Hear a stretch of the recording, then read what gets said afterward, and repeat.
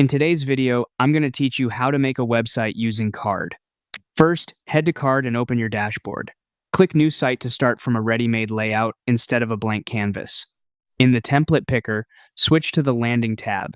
This filters designs that work perfectly for one-page sites, portfolios, link in bio pages, or simple product promos.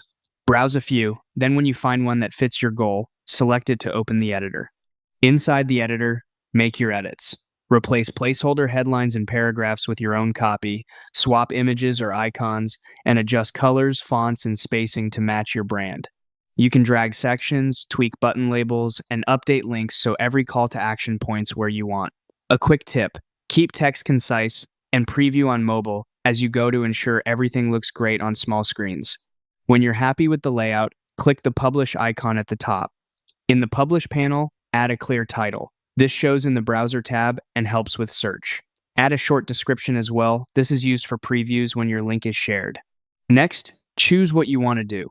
If you want to go live immediately, publish to a free .carrd.co URL and pick an address that's easy to remember. If you already own a domain, choose the custom domain option and follow the on-screen guidance to connect it. Not ready to launch?